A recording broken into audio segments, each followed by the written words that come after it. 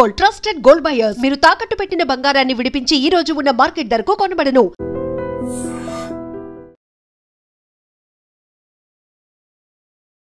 శ్రీకాళహస్తి 2 నుండి ఎక్కడికి వచ్చారు? రూరల్ నుండి ఏర్పేడ్కి వచ్చాను సార్. ఏర్పేడ్లో ఉన్నప్పుడు జయలక్ష్మి మేడం గారు ఎస్పీ గారు అందున్నారు, గోపినాథ్ జెట్టి సార్ ఎస్పీ గారు ఉన్నారు. ఆ టైంలో మామూలుగా థెఫ్ట్ కేసులు, ట్రాక్టర్ దొంగతనాలు అలాంటివన్నీ చేజ్ చేసుకుంటాం. కేసులు, law and order issues, airport duties అంతా చేసుకుంటాం. అక్కడి నుంచి నేను డైరెక్ట్గా బంగారుపాలెంకి వెళ్ళడం జరిగింది సార్. బంగారుపాలెంలో 2018 నుంచి చేశాను సార్. ఆల్మోస్ట్ 3.5 years చేశాను నేను. ఏముండండి మీకు బాగా మర్చిపోయిన సంఘటన అక్కడ? బంగారుపాలెంలో నేను వెళ్ళిన వెంటనే అక్కడ క్రైమ్ నేచర్ ఏంటంటే బంగారుపాలెము బెంగళూరుకి హైవే సార్. బెంగళూరుకి ఎక్కువ ఉంటుంది మూమెంట్. అంత మ్యాటర్ ఆఫ్ 2 hours జర్నీ అంతే. బెంగళూరుకి ఎక్కువ మంది అక్కడికి వెళ్ళి వస్తూ ఉంటారు, అక్కడి నుంచి వస్తుంటారు. అది ఇంకా మనకు గేట్వే లాగా. మనం తిరుపతి రావాలన్నా, విజయవాడ రావాలన్నా, వైజాగ్ రావాలన్నా, కలకత్తా వెళ్ళాలన్నా అదే వే ఇంకా మనకి. సో కదా మదనపల్లి మీదుగా అది తక్కువ సార్, చాలా తక్కువ వెహికులర్ మూమెంట్ ఉంటుంది. ఇది ఎక్కువ ఉంటుంది. ఇది నేషనల్ హైవే కాబట్టి రోడ్డు కూడా బాగుంటుంది. మేమున్నప్పుడే కొత్త రోడ్డు వేశారు. అంతకుముందు బాగా రోడ్ యాక్సిడెంట్స్ జరిగేటివి. మేము పోయిన 2018లోనే ఇనిషియల్ స్టేజ్లోనే ఒక బంగారు వ్యాపారస్తులు ఒక 5.5 kg బంగారం పోతుంది మా ఏరియాలోనే. బంగారుపాలెం అవుట్స్కట్స్లో నంది అని ఒక రెస్టారెంట్ ఉంటుంది, A1 రెస్టారెంట్ అనేది, రిలయన్స్ అనే ఒక పెట్రోల్ బంక్ దగ్గర.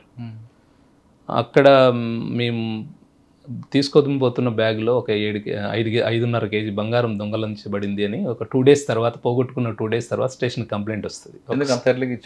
అది మనకు ఒక్కసారిగా మైండ్ బ్లాక్ అవుతుంది. కేజీలు అంటేనే అది ఏమన్నా కరెక్ట్ చెప్తున్నాడా, ఇతను ఏమన్నా సమస్య ఉందా అన్న ఉద్దేశంతో తర్వాత ఆఫీసర్లకు చెప్పడం జరిగింది. అతను కన్విన్స్ చేసిన విధానం, అతను చెప్పిన విధానం చూస్తుంటే 100% పోగొట్టుకున్నాడు. ఎందుకంటే 2 రోజుల తర్వాత ఎందుకు ఇచ్చాడు అంటే ఓనర్ ఎవరైతే ఉంటారో తను భావేష్ జ్యువెలర్స్ అని చెప్పి బాంబేలో ఉంటారు సార్. తను వీళ్ళు ఎగ్జిక్యూటివ్స్ ఇద్దరు, ఎవరైతే గోల్డ్ థెఫ్ట్ ఉన్నటువంటి పర్సన్స్ ఉన్నారో వాళ్ళు పట్టుకుని క్యారీ చేస్తున్నారా? అవును సార్. అది ఎలా జరిగిందంటే మామూలుగా రెగ్యులర్గా మనకు బంగారము ఏదైనా ఎగ్జిబిషన్ కానీ లేదా షాప్స్కి కానీ వాళ్ళు తీసుకొని పోవాలన్నప్పుడు బాంబే నుంచి ఎగ్జిక్యూటివ్స్ వస్తారు సార్. ఎగ్జిక్యూటివ్ కూడా ఓన్గా క్యారీ చేయడు సార్. వాస్తవంగా మనకి పార్సెల్ ట్రాన్స్పోర్ట్ సిస్టమ్స్ ఉన్నాయి ఇప్పుడు. అంతా కాస్ట్లీ గోల్డ్ కానీ, క్యాష్ కానీ, బంగారం కానీ అదంతా ఆర్ముడ్ ఎస్కార్ట్తోనే వాళ్ళు తీసుకెళ్తారు. వీళ్ళు కొచ్చిన్లో ఉన్నటువంటి ఒక గోల్డ్ ఎగ్జిబిషన్కి భావేష్ జ్యువెలర్స్ అని ముంబైకి సంబంధించిన వాళ్ళు అక్కడ నుంచి తీసుకొని వస్తారు. ఇద్దరు వాళ్ళ ఏజెంట్స్ని పంపుతారు.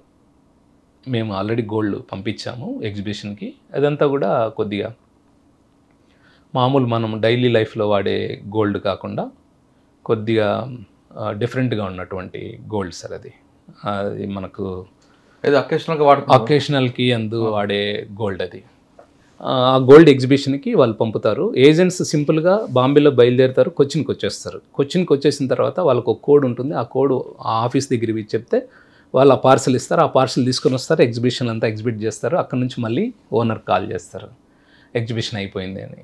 అతని కమాండ్ మీద నెక్స్ట్ పలానా దగ్గరికి ఇవ్వండి, కోయంబత్తూరుకి ఇవ్వండి. కోయంబత్తూరుకి కూడా మళ్ళీ అగైన్ పార్సల్ పిక్ చేస్తారు. వీళ్ళు ట్రావెల్ అయిపోతారు, వాళ్ళ చేతిలో ఏమీ ఉండదు. వస్తారు కోయంబత్తూరులో మళ్ళీ దాన్ని కలెక్ట్ చేసుకుంటారు. ఓకే. మళ్ళీ అక్కడ నుంచి మళ్ళీ ఓనర్ ఇన్స్ట్రక్షన్స్ మేరకు విజయవాడకు వస్తారు. విజయవాడలో ఉన్నటువంటి కొన్ని జ్యువెలరీ షాప్స్లో 1.5 kg అట్లా గోల్డ్ అమ్ముతారు. మళ్ళీ ఓనర్ ఇన్స్ట్రక్షన్స్ మేరకు అగైన్ వైజాగ్ పోతారు. ఇదంతా కూడా వాళ్ళతో పాటు గోల్డ్ ఉండదు, గోల్డ్ సపరేట్గా ట్రావెల్ అవుతూ ఉంటుంది ట్రాన్స్పోర్ట్ దాంట్లో. సో వైజాగ్లో అక్కడ కొన్ని జ్యువెలరీ షాప్లో గోల్డ్ అమ్ముతారు. ఆ గోల్డ్ అమ్మేటప్పుడు అక్కడ నుంచి వాళ్ళు అగైన్ మళ్ళీ అతనితో కాంటాక్ట్ అయితే కంపెనీ అతనితో ఓనరు మీరు బెంగళూరుకి వచ్చేయండి, ఆ గోల్డ్ తీసుకొని ఉంటాడు. అక్కడ మిస్టేక్ జరుగుతుంది. అంటే అక్కడ ట్రాన్స్పోర్ట్ లేకుండా ఫిజికల్గా గోల్డ్ క్యారీ చేస్తారు. మార్నింగ్ స్టార్ అని ఒక ట్రావెల్స్ బస్సులో ఎక్కుతారు. ఆ బస్సులో వాళ్ళు కూర్చుంటారు, అదే బస్సులోనే దొంగలు ఉంటారు. అది వీళ్ళకి తెలియదు. బంగారుపాలెంకి వెహికల్ వస్తుంది, శ్రీకాళహస్తి దగ్గర ట్రై చేస్తారు. బస్సు ఒక 45 minutes బ్రేక్ డౌన్ అయితే ఎన్ని గంటలకు అప్పుడు అరౌండ్ అక్కడ శ్రీకాళహస్తి దగ్గర 4 ఆ ప్రాంతంలో మార్నింగ్ ఎర్లీ మార్నింగ్ వైజాగ్ ఎక్కుంటారు. ఎక్కారు నైట్ ఇన్ ద సెన్స్ ఈవినింగే సార్, అంతా 3 to 4 ఆ టైంలోనే ఎక్కేస్తారు. శ్రీకాళహస్తికి వచ్చాక వెహికల్ ఏదో ప్రాబ్లం రావడంతో ట్రై చేస్తారు వీళ్ళు.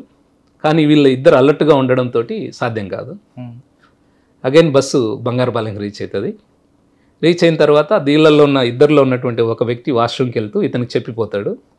ఇతను కొద్దిగా నిద్రమత్తులో ఉంటాడు. సరే వెళ్ళు అంటాడు, కానీ ఇతను అలర్ట్గా ఉండడు.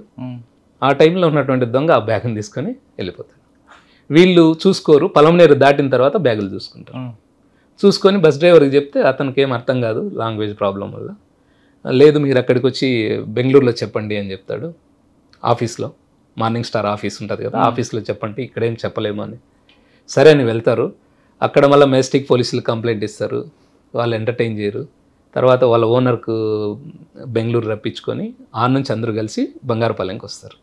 ఇదంతా 1 day టైం, 2 days దాకా పట్టింది. మనకు డిలే కంప్లైంట్ వస్తుంది. మనకేం అర్థం కాదు.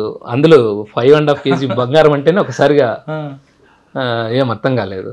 మళ్ళీ అప్పుడు ఉన్నటువంటి మా సిఏ గారికి, డిఎస్పీకి, ఎస్బీ డిఎస్పీ సార్కి అందరికి చెప్పడంతో సరే అని విచారణ. ఎవరండి? గోపనాథ్ జెట్టి గారా?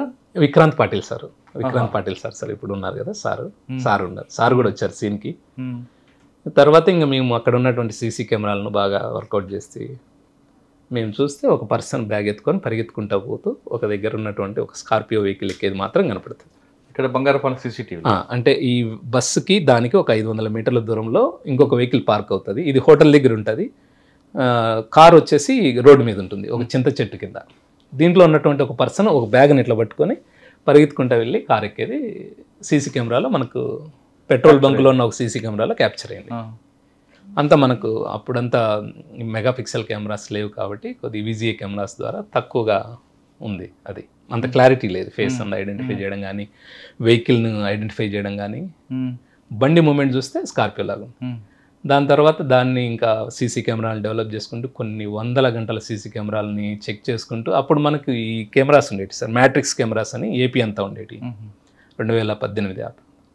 ఆ కెమెరాస్ని పట్టుకొని చిత్తూరు కలెక్టర్ గారి ఆధ్వర్యంలో ఆఫీస్లో ఉంటుంది అక్కడ కమాండ్ కంట్రోల్ లాగా. అక్కడ కూర్చొని మేము వెహికల్ని అప్ టు కర్నూలు దాకా ఒక 2 hours చెక్ చేసుకుంటాం. అంటే నెక్స్ట్ కెమెరా అట్లా చూసుకుంటూ వచ్చేస్తాం. ఓకే, థెఫ్ట్ అయింది, వెహికల్ వెళ్ళిపోయింది అని. దాని మీద ఒక టీమ్స్ అన్ని ఎస్పీ గారు ఫామ్ చేయడం. దాంట్లో ఒక 15 రోజులలోనే ఇంటాక్ట్ గోల్డ్ని తీసుకొని వచ్చాం సార్. ఎక్కడ దొరికిందండి ఇది మేము పూణేలో జిజోరి అనే ఒక ప్లేస్ ఉంది సార్. జిజోరి అనే ఒక శివాలయం, మనకు శ్రీకాళహస్తి గుడి ఏ విధంగా ఉందో అలాంటి ఒక శివాలయం ఉంటుంది. ఆ దొంగతనం చేసిన దొంగలు ఆ దేవుని దగ్గరికి వెళ్తారు. వాళ్ళంతా ఒక దగ్గర ఉన్న టైంలో వాళ్ళను అప్రహెండ్ చేయడం జరిగింది. దానికి చాలా కష్టం. వీళ్ళ దగ్గర గోల్డ్ అనే విషయం వాళ్ళకెళ్ళి తెలిసింది సార్. వాళ్ళ వెహికల్ ఫాలో అయ్యారు, వచ్చిన తర్వాత ఇక్కడ బంగారుపాలెం దగ్గర బస్సులోకి వెళ్ళినప్పుడు అక్కడ డ్రైవర్ కానీ క్లీనర్ కానీ ఏం చేశారు? అబ్జెక్షన్ చేయలేదా? మా పాసింజర్ కాదు కదా సార్. యాక్చువల్గా సార్ మనకు సోలాపూరు, అహ్మద్నగర్, ఓస్మానాబాదు మహారాష్ట్రకు సంబంధించినటువంటి ప్రాంతాలలో కొన్ని గ్యాంగ్స్ ఉన్నాయి సార్. వీళ్ళు ఏం చేస్తారంటే గోల్డ్ను బాగా విలువైనటువంటి ఆర్టికల్స్ మాత్రమే దొంగతనం చేస్తారు. వీళ్ళు జ్యువెలరీ షాపుల దగ్గర అందుకు కాపు కాస్తారు సార్, రెక్కీ చేస్తారు. షాప్లో నుంచి బయటకు వస్తున్నటువంటి వ్యక్తిని ఇతను ఏదైనా కంపెనీ నుంచి వచ్చిన ఎగ్జిక్యూటివా, ఈ బంగారు వర్తకుడా కాదనే దాన్ని ఐడెంటిఫై చేస్తారు. ఐడెంటిఫై చేసి ఒక సింహం మాదిరి వేటాడతారు. ఒక లేడీని ఒక సింహం ఎట్లయితే, మా పర్టికులర్ కేసులో వైజాగ్లో ఒక జ్యువెలరీ షాపు పేరు వేరే జ్యువెలరీ షాప్లో నుంచి వాళ్ళు బయటకు వస్తుంటే, ఈ ఇద్దరు వ్యక్తులు ఎవరైతే బంగారు వర్తకులు ఉన్నారో వాళ్ళు వస్తూ ఉంటే వాళ్ళను చూసి వీళ్ళిద్దరు దగ్గర ఆ గోల్డ్ బ్యాగ్లు అవంతా చూసి డివైడర్లు క్రాస్ చేస్తూ వస్తున్నారు. సీసీ కెమెరా మేము చూస్తే ఒక సింహం లాగా అట్లా వచ్చి వీళ్ళని వెంటనే ఫాలో అవుతూ వీళ్ళు వచ్చి ఒక రమా అనే ఒక థియేటర్ దగ్గర వచ్చి మార్నింగ్ స్టార్ ట్రావెల్స్ ఆఫీస్లో ఏదైతే మనం టికెట్లు కొన్ని దగ్గరలో అమ్ముతారు సార్, ట్రావెల్స్ అక్కడ వీళ్ళు 2 టికెట్లు కొన్న వెనకనే వీళ్ళు వచ్చి ఇంకో 2 టికెట్లు కొంటారు. సో వెనక వెహికల్లో సభ్యులు ఉన్నారు, ముందు ఇద్దరు గోల్డ్ వాళ్ళు ఎవరైతే మర్చెంట్స్ ఉన్నారో వాళ్ళు ఉన్నారు, బ్యాక్ 2 దొంగలు ఉన్నారు. అదును కోసం వెయిట్ చేస్తున్నారు, కమ్యూనికేషన్లో ఉన్నారు. అంటే ఆ బస్సు స్కార్పియో ఒక 1/2 kilometer 200 meters డిస్టెన్స్ లో స్కార్పియో మూవింగ్ లోనే ఉంటుంది. అంటే బస్సులో వీళ్ళు వెనక్కి వీళ్ళు కూర్చున్నారు అంతే. అవకాశం కోసం చూస్తూ ఉంటారు, ఎక్కడ అవకాశం వస్తుందో అక్కడ తీసుకుంటారు.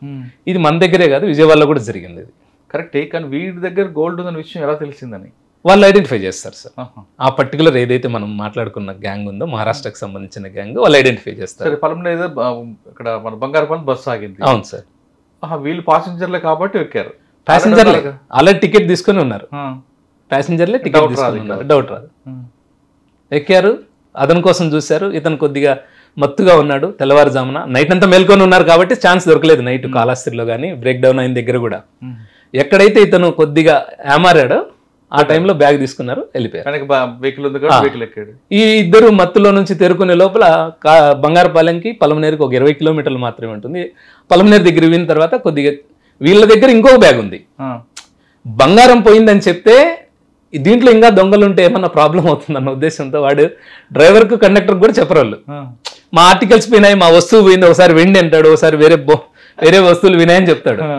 వాళ్ళకి అర్థం కాక ఏం చేస్తారంటే సరే నువ్వు ఏదన్నా ఉంటే బెంగళూరు హెడ్ ఆఫీస్లో మా మార్నింగ్ స్టార్ ఆఫీస్లో మాట్లాడుకొని అక్కడ కంప్లైంట్ చేసుకుందరండి అని తీసుకెళ్ళిపోతారు. సో వాళ్ళకి అర్థం కాదు, ఇంకా వస్తే వాళ్ళు వచ్చి మన దగ్గర డీల్ చేయలేక మళ్ళీ అతన్ని ఓనర్ని పిలిపించుకోవడం ఇదంతా చేస్తారు. ఇంకో బ్యాగ్ లో కూడా బంగారం ఉంది. ఉంది, అదెంత ఉంది? అది ఒక 11 కేజీలు మిగులుతుంది అమ్మగా. ఆహా. పోయింది 5.5 కేజీ, ఇంకొక 5.5 కేజీ ఇంకో బ్యాగ్లో ఉంటుంది. సార్ మీరు అన్ని యాంటిక్ జ్యువెలరీ సార్ ఇది. ఇందాక మనం మాట్లాడుకునేటప్పుడు యాంటిక్ జ్యువెలరీ అని ఒకటి ఉంటుంది. ఎలా ఉంటుందంటే లైక్ కాపర్ లాగా ఉంటుంది సార్ ఇది, అదేలేండి కలర్ చూడడానికి పెప్పర్ కలర్. అవును సార్, ట్రెడిషనల్ జ్యువెలరీ. అవును సార్, అవును సార్. సార్ ఇప్పుడు సీసీ కెమెరా ఫాలో అయింది కదా? అవును సార్, సీసీ కెమెరా లీడ్ వచ్చింది. అవును సార్. అంటే మీరు పూణే వరకు దాన్ని ఫాలో చేసుకుంటూ వెళ్ళారా? పూణే వరకు వెళ్ళలేకపోయాం సార్, కర్నూలు వెళ్ళిన తర్వాత మనకి ఇంకా రాలేదు. మళ్ళీ వాళ్ళు కొట్టి మళ్ళీ వెనక్కి వెళ్ళారా? వాళ్ళు వెళ్ళిపోయారు సార్. ఎటు వెళ్ళారు? టువర్డ్స్ సోలాపూర్ సైడ్ వెళ్ళారు. అంటే సోలాపూర్ అంటే ఇటు హైదరాబాద్ హైదరాబాద్ రూటే వెళ్ళారు. మెజారిటీ ఏం చేస్తారంటే టోల్ గేట్స్ అని అవాయిడ్ చేసుకుంటూ కొద్దిగా నెంబర్ ప్లేట్లు మార్చుకుంటూ పోతారు. మనకు వచ్చిన ప్రధానమైన క్లూ ఏంటంటే ఆ స్కార్పియో వెనకన రెజ్లర్ ఉంటాడు కదా సార్, కుస్తీ వీరుడు. ఆ కుస్తీ వీరుని ఒక స్టిక్కర్ ఉంటుంది. ఆ స్టిక్కర్ ని లాగేయడం వల్ల ఒక ఇంప్రెషన్ అట్లే ఉంది. ఆ స్టిక్కరే మమ్మల్ని కాపాడింది. ఆ స్టిక్కర్ పట్టుకొని వెళ్తాం మేము. ఆ స్టిక్కర్ పట్టుకొని వెళ్ళిన తర్వాత మాకు విజయవాడ పోలీసు వాళ్ళు అప్పటికే అంటే మా దానికంటే ముందు జరగడం, అక్కడ మా బ్యాచ్మేట్ ఆఫీసర్ ఉండడం, వాళ్ళతో ఇంటరాక్ట్ అవ్వడం, వాళ్ళు కొన్ని నెంబర్లు ఇవ్వడం, ఆ కైండ్ ఆఫ్ నేరాలు చేసేమో క్రిమినల్స్ని అందరిని ఎగ్జామిన్ చేసుకోవడం, ఇదంతా చేసుకున్న తర్వాత మేము ఒక నెంబర్ను ఏదో రావడం, ఆ నెంబర్ను పట్టుకుంటే ఆ నెంబర్ జుజోరి అని ఒక ఏరియాలో పూణే రూరల్ జిల్లాలో ఉంది. ఒక టీం ఏమో ఉస్మానాబాద్లో ఉన్నాము, ఒక టీం ఏమో పూణేలో ఉన్నాము, 4 దిక్కులు ఉన్నాం, 4 ప్లేస్లోకి వచ్చాం. అందరం ఆ ప్లేస్కి వచ్చేసాం. జిజోరి అని ఏదైతే టౌన్ ఉందో ఆ టౌన్కి వచ్చేసాం. 200 లాడ్జీలు ఉన్నాయి. అప్పుడు ఇప్పటి మాదిరి ఎగ్జాక్ట్ లొకేషన్స్ వచ్చే పరిస్థితి కాదు, కైండ్ ఆఫ్ లొకేషన్స్ టైప్స్ ఉంటాయి. ఇంకా దాన్ని వెరిఫై చేస్తున్నాం. అందులో ఒక టవర్ అనేది ఒక 3 to 5 కిలోమీటర్స్ రేడియస్ వరకు మనకి సిగ్నల్స్ పాస్ చేస్తూ ఉంటుంది కాబట్టి ఎగ్జాక్ట్గా అంత అజిముతులు ఇదంతా ఇష్యూస్ ఉంటాయి. సో అక్కడ ఉన్నటువంటి అన్ని లాడ్జ్ల దగ్గర ఉన్నటువంటి వెహికల్స్ ను పార్కింగ్ లాట్ని చెక్ చేస్తున్నాం. అరౌండ్ 5:30 ఆ ప్రాంతానికి వెహికల్ కనపడింది, మా వెహికల్ ఒక లాడ్జ్ దగ్గర.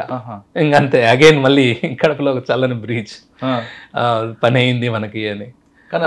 వెహికల్ ఉంది కానీ వాడు ఉండడు కదా అంటే ధైర్యం సార్, వెహికల్ దొరికింది, ఫర్దర్ క్లూ ఉంటది కదా, నెక్స్ట్ స్టెప్ వేయడానికన్నా అట్లీస్ట్ హ్యాపీ అనిపించింది. మళ్ళీ వాడు వెహికల్ దగ్గరకు వచ్చాడా? మేము వెళ్ళాం సార్, వెళ్ళి రిసెప్షనిస్ట్ అడిగితే 8 మంది ఉన్నారు సార్ అని చెప్పాడు. 8 మంది రూమ్ తీసుకున్నారు, ఒకే రూమ్ లోనే ఉన్నారు అని చెప్పాడు. సూపర్. అదే టైంకి కానిస్టేబుల్ పోతా ఉన్నారు, బీటోళ్ళు, ఆ జ్యూరిడిక్షనల్ వాళ్ళు. వాళ్ళకి విషయం చెప్పి ఇట్లా ఆంధ్ర పోలీస్ అంటే వాళ్ళు వెంటనే ఆఫీసర్ని పిలిపించడం, ఆ ఆఫీసర్ కూడా విత్ ఇన్ 5-10 minutesలో రావడం, అంత నైట్లో కూడా మాకు సపోర్ట్గా నిలబడడం, మేమందరం పోవడం, అక్కడున్న హోటల్ బాయ్ తోటి నాకు చేపించడం, వాళ్ళు ఓపెన్ చేయడం. 8 మంది ఆ కేసులో ఇంటాక్ట్ గోల్డ్ రికవర్ అయింది. ఆ తర్వాత నేను అక్కడ నుంచి ట్రాన్స్ఫర్ అయినా ఆ కేసు ట్రయల్ టైంలో అటెండ్ అవ్వడం జరిగింది. సాక్షులందరినీ జాగ్రత్తగా విట్నెస్లు చేయించడం జరిగింది. 3 సంవత్సరాలు వాళ్ళకి జైలు శిక్ష పడడం జరిగింది. ఆ వెహికల్ కూడా సీజ్ అయిందా? అన్ని సీజ్ చేసాం సార్, వెహికల్ సీజ్ చేసాం, పర్సన్స్ అరెస్ట్ చేసాం అంతా. అప్పలనాయుడు సార్ ఎస్పీ సార్ ఉన్నప్పుడు, అప్పలనాయుడు సార్ ఉన్నప్పుడు కన్విక్షన్ పడింది. విక్రాంత్ పాటిల్ సార్ ఉన్నప్పుడు అఫెన్స్ జరగడం, రికవరీ జరగడం అంతా కూడా విక్రాంత్ పాటిల్. నాకు దాంట్లో సారుకు ఒక ఈ బెస్ట్ ఇన్వెస్టిగేటర్ అనే ఒక అవార్డు సార్ ఇచ్చేవాళ్ళు, నాకు ఇచ్చారు సార్. ఆ 3 years కన్విక్షన్ నేను ఈవెన్ నా పోలీస్ స్టేషన్ కాకపోయినా కోర్టుకు అటెండ్ అయ్యి అక్కడ ఉన్నటువంటి విట్నెస్లందరినీ జాగ్రత్తగా, ఆ బస్ డ్రైవర్ల నుంచి అందరినీ మనం ఎగ్జామిన్ చేసి జాగ్రత్తగా చేసినాం కాబట్టి 3 సంవత్సరాలు జైలు శిక్ష పడింది. జైలు శిక్ష వచ్చారు తర్వాత ముందు ఏమైనా వాళ్ళకి పడ్డాయా? ఉంటుంది సార్, అది